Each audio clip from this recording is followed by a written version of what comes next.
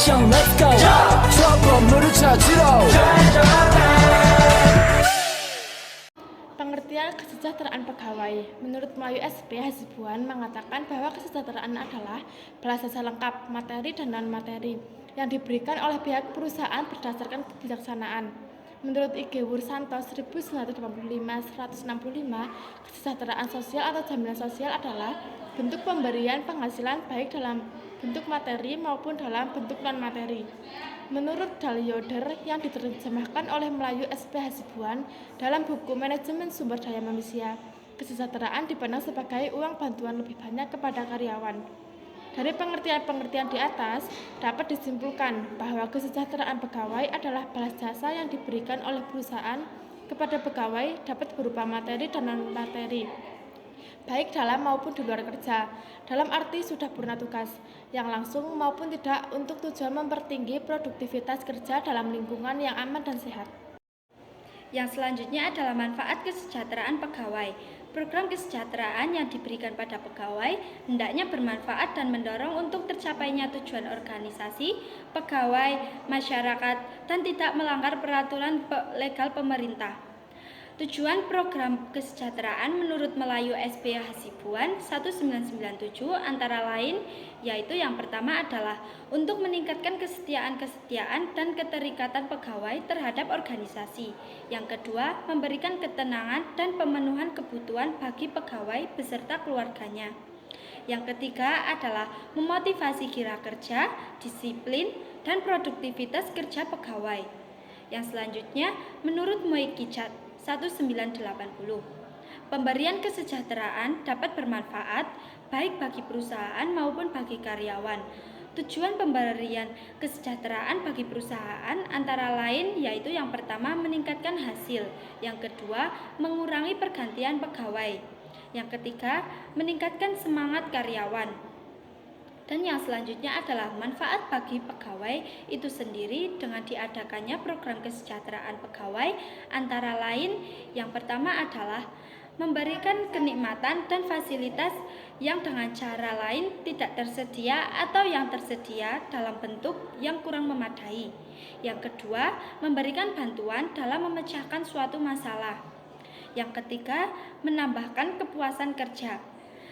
Nah, dari uraian di atas, jelaslah bahwa pemberian kesejahteraan bagi pegawai sangat penting untuk kedua belah pihak, yakni pihak pegawai itu sendiri maupun perusahaan. Yang selanjutnya itu jenis dan klasifikasi kesejahteraan pegawai. Menurut Ishak 2003, berdasarkan sifatnya, kesejahteraan yang diberikan kepada pegawai dapat dibagi menjadi dua, antara lain yang pertama yaitu kesejahteraan langsung. Kesejahteraan langsung adalah penghargaan yang berupa gaji atau upah yang dibayarkan secara tetap berdasarkan tenggang waktu yang tetap dan insentif. Yang pertama yaitu ada gaji. Menurut Hasibuan 1999, gaji adalah balas jasa yang dibayar secara periodik kepada pegawai tetap dan memiliki jaminan yang pasti. Sedangkan menurut Gito Sudarmo 1995, untuk merancang imbalan finansial khususnya gaji akan memperhatikan faktor sebagai berikut, yaitu keadilan, kemampuan organisasi, prestasi, peraturan pemerintah, dan kompetitif. Kemudian yang kedua yaitu ada upah insentif.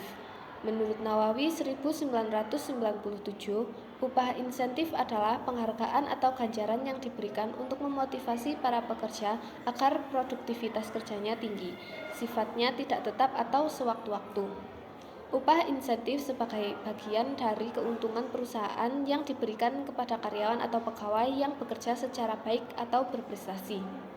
Kemudian yang ketiga yaitu bonus. Menurut Shimomura 2004, bonus adalah pembayaran sekaligus yang diberikan karena memenuhi sasaran kerja.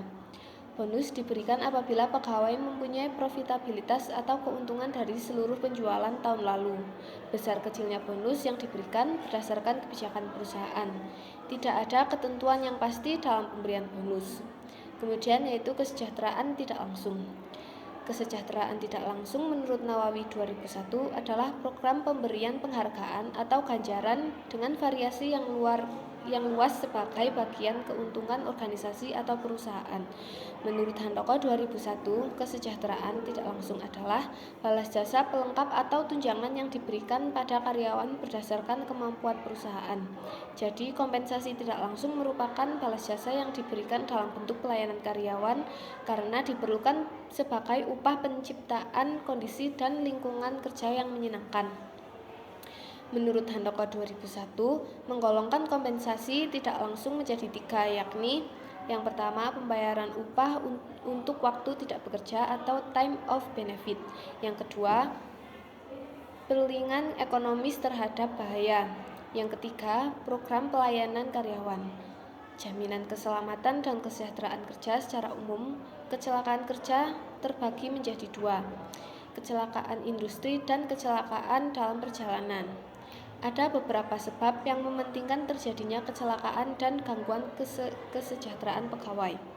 Menurut Mangkunegaran 2001, diantaranya yaitu yang pertama, keadaan tempat lingkungan kerja. Yang kedua, pengaturan udara. Yang ketiga, pengaturan penerangan. Yang keempat, pemakaian peralatan. Dan yang kelima, kondisi fisik dan mental pegawai. Menurut Dassler 1997, ada 3 alasan dari kecelakaan di tempat, yaitu yang pertama, kejadian yang bersifat kebetulan, yang kedua, kondisi tidak aman, dan yang ketiga, tindakan-tindakan yang tidak aman yang dilakukan karyawan. Menurut Mangkunegaran 2001, tujuan keselamatan dan kesehatan kerja adalah sebagai berikut. Yang pertama, setiap pegawai mendapat jaminan keselamatan dan kesejahteraan kerja baik secara fisik, sosial, dan psikologis. Yang kedua, setiap perlengkapan dan peralatan kerja digunakan sebaik-baiknya dan seefektif mungkin. Yang ketiga, semua hasil produksi dipelihara keamanannya. Yang keempat, adanya jaminan atas pemeliharaan dan peningkatan kesejahteraan gizi pegawai. Yang kelima, meningkatkan kegairahan, keserasian kerja, dan partisipasi kerja. Yang keenam, terhindar dari gangguan kesehatan yang disebabkan oleh lingkungan atau kondisi kerja. Yang ketujuh, setiap pegawai merasa aman dan terlindungi dalam kerja.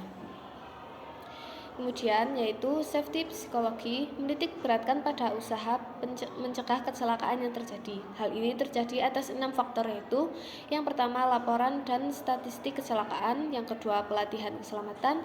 Ketiga, publikasi dan kontes keselamatan. Yang keempat, kontrol terhadap lingkungan kerja. Yang kelima, inspeksi dan disiplin. Kemudian yang keenam yaitu peningkatan kesadaran K3. Jenis program kesejahteraan pegawai untuk pegawai negeri sipil meliputi sebagai berikut: A. Cuti, B. Perawatan, C. Tunjangan, D. Uang duka, E. Tabungan perumahan, dan F. Asuransi pendidikan putra-putri PNS.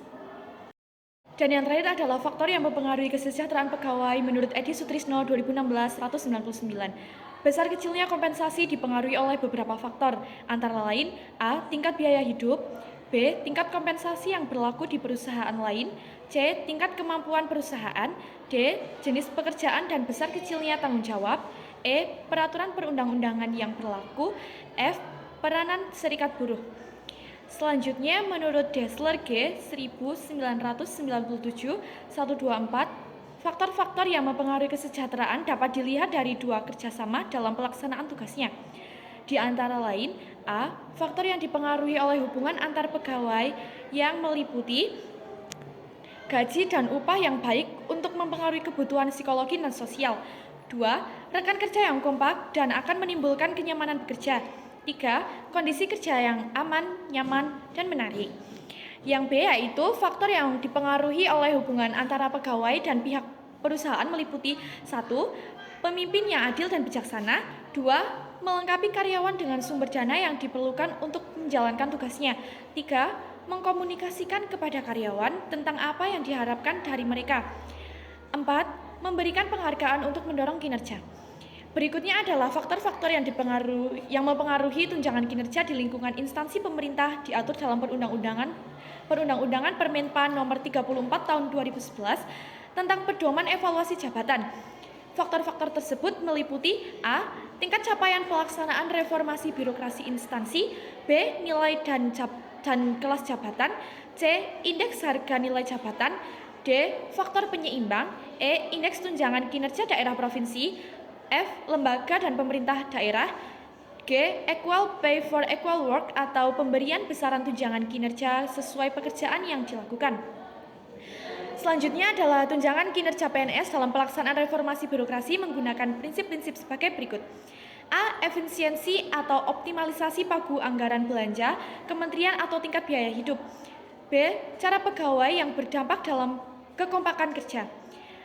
Penetapan pemberian tunjangan kinerja oleh pemerintah didasarkan pada penilaian terhadap dokumen usulan dan verifikasi lapangan oleh Unit Pelaksanaan Reformasi Birokrasi Negara atau UPRBN. Hasil verifikasi disampaikan kepada Tim Reformasi Birokrasi Negara atau TRBN untuk selanjutnya mendapatkan persetujuan KPRBN. Dasar penetapan pemberian tunjangan kinerja meliputi A. Kesiapan kementerian atau lembaga dan pemerintah daerah dalam melaksanakan reformasi birokrasi secara berkeseimbangan. B. Dampak potensial strategis dan pelaksanaan reformasi birokrasi kementerian atau lembaga dan pemerintah daerah.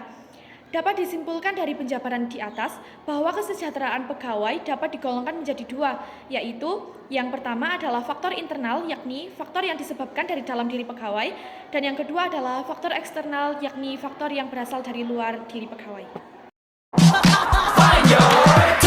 트레저와 함께 달려 Ready for action, let's go 트러블 물을 찾으러